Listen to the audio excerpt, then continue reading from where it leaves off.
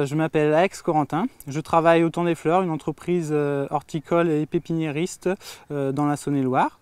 Nous allons évoquer aujourd'hui un sujet sur un petit arbre ou un grand arbuste que l'on trouve de plus en plus dans nos jardins, l'érable du Japon. L'érable du Japon nécessite quelques précautions afin qu'il s'épanouisse au maximum dans votre jardin. La première précaution, ça sera de faire attention à l'exposition. Il aime les situations fraîches, mais tolère le plein soleil. Les variétés d'érable à feuillage clair sont plus sensibles au soleil. Il sera donc préférable de les installer à mi-ombre ou à l'ombre. La deuxième précaution importante pour planter un érable, c'est de faire attention à la nature du sol. Il faut un sol acide, c'est-à-dire un pH acide comme pour les camélias, les rhododendrons ou les azalées, et un sol drainant ne retenant pas l'eau en hiver, c'est-à-dire sableux et non argileux. Pour connaître l'acidité de votre sol, renseignez-vous auprès des pépiniéristes locaux. Ils sauront vous indiquer si votre sol est acide ou non.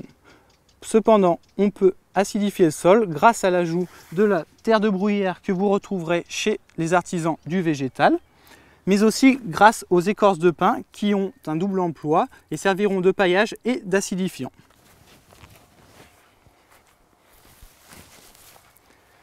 Il existe différents ports d'érable. Donc les érables à port érigés, les érables à port étalés et enfin les érables à port pleureurs. Ils ont aussi une diversité au niveau du feuillage de par leur couleur qui varie du vert au pourpre allant jusqu'à l'orange suivant les variétés. Donc on retrouve deux grandes familles de formes de feuilles chez l'érable. La famille du palmatum, donc le palmatum rouge,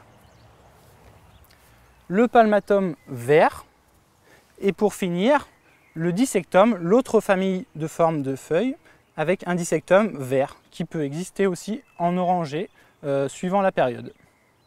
Nous allons maintenant passer à la plantation d'un érable en pot puisque celui-ci se prête bien à cette plantation. Nous allons planter un Acer palmatum Fireglow dans un pot. Alors bien choisir un pot d'une certaine dimension adapté à la taille de l'arbre avec un volume de terre nécessaire qui évitera le dessèchement. Toujours aussi prévoir un pot troué pour participer au drainage du sol. Pour améliorer le drainage, j'utilise des billes d'argile.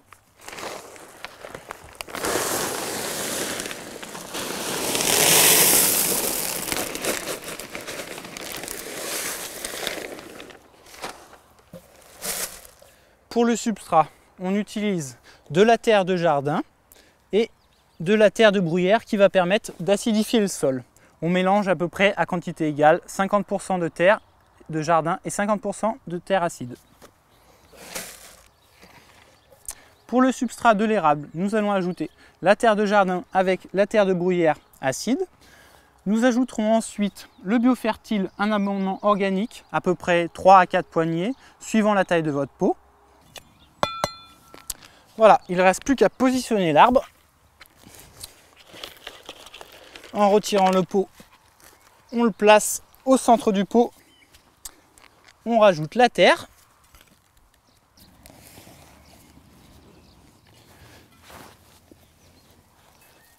On tasse légèrement la terre autour des racines. Et après, un petit peu d'arrosage.